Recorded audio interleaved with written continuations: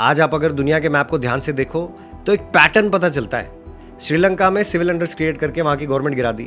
पाकिस्तान के prime minister Imran Khan को jail में ठूस दिया, नवाज शरीफ को उसी जगह बिठा दिया। बांग्लादेश में शेख हसीना को छोड़ के जाना पड़ा अपना देश, बच के इंडिया आना पड़ा, इतना सिविल अनरेस्ट वहां क्रिएट किया गया। नेपाल में सेम, यूथ सड़कों पे, पार्लियामेंट पे अटैक। म्यांमार में सेम, चारों तरफ इतनी अफरा तफरी। ये कोइंसिडेंस नहीं है, ये एक ग्लोबल रूल बुक का हिस्सा है। एक रूल बुक होती है जिसमें पहले सिविल अनरेस्ट क्रिएट करते हैं, डिवीजन करते हैं सरकार और सिविल के बीच में, सड़कों पे लेके आते हैं, वॉर क्रिएट करते हैं, सिविल वॉर क्रिएट करते हैं और फिर वहां की सरकार को हटाया जाता है। इराक के बारे में तो आप जानते ही हैं, वेपन्स ऑफ मास डिस्ट्रक्शन के नाम पर सद्दाम हुसैन को फांसी पे लटका दिया, इतना सिविल अनरेस्ट क्रिएट किया गया और अब अमेरिका वहां का सारा तेल एंजॉय कर रहा है। Same is the case happening in Venezuela right now. Maduro और उसकी वाइफ को उनके कंट्री में से उठा लिया और इंटरिम प्रेसिडेंट बोल के किसी और को, जुआन को वहां पे बिठा दिया। वहां का ऑयल, वहां का गोल्ड, उस पर कब्जा करने का उसका टैक्टिक है ये।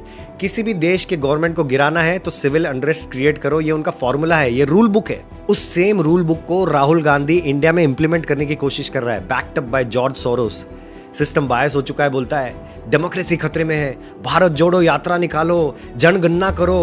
भारत टूटा कब था जब उसको जोड़ना है। किसान आंदोलन, इतना सुंदर प्लान बनाया था मोदी सर ने। किसान डायरेक्टली अपना फसल इंडिया के किसी भी स्टेट में बेच सकता था और किसी भी ट्रेडर्स को कोई खतरा नहीं था। लेकिन मैनिपुलेट कैसे किया ट्रेडर्स को और किसानों को खुद रोड पे ले आए। आप सोचो फिर भी भारत अपने कदमों पे कैसे खड़ा है। खड़ा ही नहीं, ग्रो कर रहा है। 7.8 GDP, 4th largest economy in the world.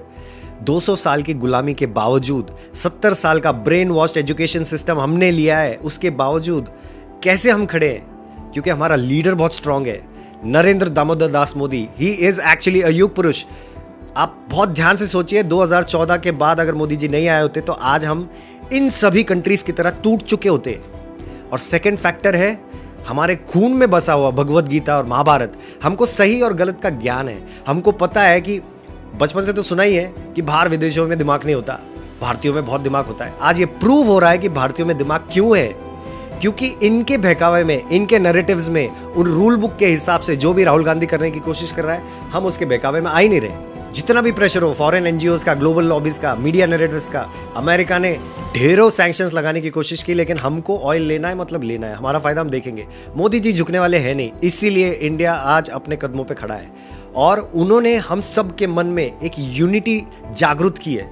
इस यूनिटी को वैल्यू करना, आप सब लोग इस यूनिटी को वैल्यू करेंगे, इंडिया जिंदा रहेगा, वरना बाकी देशों की तरफ बिखर जाएगा। Thank you so much for watching this video again. I'll be back with such other information next time. Stay fit, stay healthy.